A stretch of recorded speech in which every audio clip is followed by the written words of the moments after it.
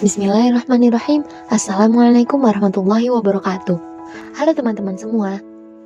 Kembali lagi dengan saya, Winda Maufira Yuliana, dengan dua teman saya, Hamzah Fatur Rahman Arroja dan Ines Dia Fauzia.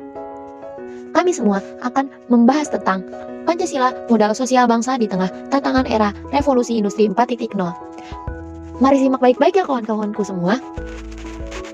Pendahuluan. Pancasila merupakan dasar negara Republik Indonesia yang dijadikan sebagai acuan dalam berbangsa dan bernegara.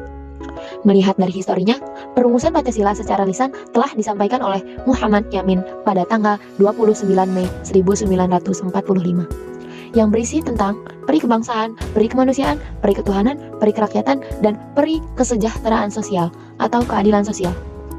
Kemudian Bapak Doro Eso pada bukunya yang ditulis ketika tahun 1989 mengatakan bahwa Pancasila dirumuskan oleh PPKI atau Panitia Persiapan Kemerdekaan Indonesia yang disahkan menjadi 5 sila.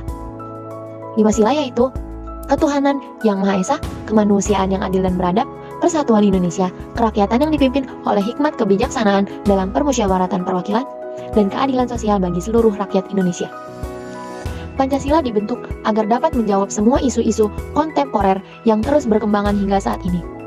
Dilihat dari nilai-nilai yang dituangkan dalam 5 sila tersebut. Karena Pancasila sudah dijadikan pandangan hidup dan falsafah bangsa Indonesia. Pancasila harus diamalkan pada pembangunan nasional dalam bidang politik, bidang ekonomi, bidang sosial budaya, bidang pertahanan atau keamanan, dan teknologi informasi.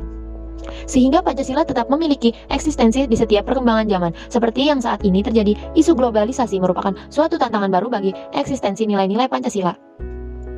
Globalisasi membawa berbagai tantangan baru di Indonesia. Salah satunya yaitu persaingan kemampuan sumber daya manusia atau SDM, baik secara hard skill dan soft skill yang menjadi global. Persaingan untuk dunia kerja saat ini tidak hanya antar daerah lokal, melainkan antar negara. Globalisasi juga membawa dampak terhadap pembangunan dan perkembangan teknologi yang terlihat munculnya revolusi industri 4.0 dan juga society 5.0. Pancasila sebagai ideologi negara harus ikut andil dalam tantangan baru tersebut.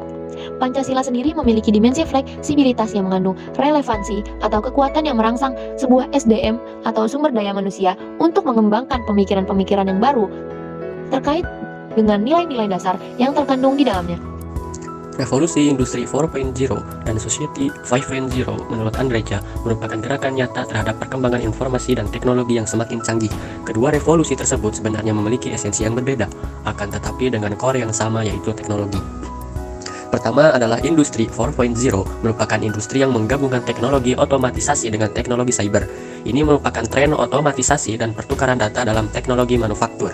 Ini termasuk sistem cyber fisik, Internet of Things, komputasi awan, dan komputasi kognitif.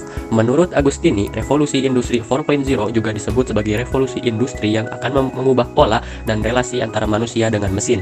Inovasi yang diawali dengan besarnya data di internet dan penggunaan cloud mengubah produk industri, serta mengubah proses produksi dan pemasaran produk, bahkan mengubah gaya hidup masyarakat karena produk dari revolusi industri ini dapat dilihat penggunaannya di kehidupan sehari-hari.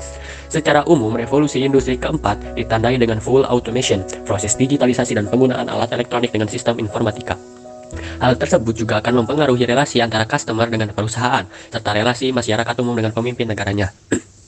Revolusi Industri 4.0 merupakan sesuatu yang tidak dapat ditolak karena telah terlihat bahwa penggunaan berbagai macam hasil produk revolusi Industri 4.0 telah dirasakan saat ini. Pada revolusi industri sebelumnya, biasanya selalu didominasi oleh negara-negara Eropa dan Amerika yang memiliki berbagai modal yang lebih besar.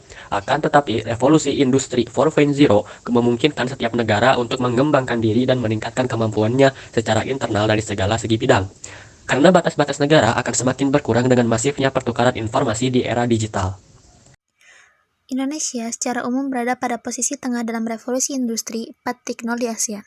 Kondisi tersebut bukan berarti Indonesia harus merasa tenang, karena negara lain seperti Malaysia, Filipina, Vietnam, dan Brunei Darussalam juga berupaya bergerak lebih cepat. Revolusi industri 4.0 memungkinkan tiap negara untuk melakukan leapfrogging. Oleh karena itu, Indonesia perlu rencana yang strategis dan segera diimplementasikan dalam rangka pelaksanaan inovasi era revolusi industri keempat. Indonesia perlu melakukan pemetaan potensi dan tantangannya.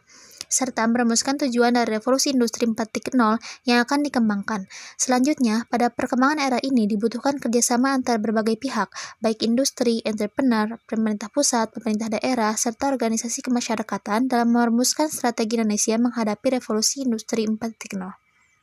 Sekian yang dapat kami sampaikan. Terima kasih. Wassalamualaikum warahmatullahi wabarakatuh.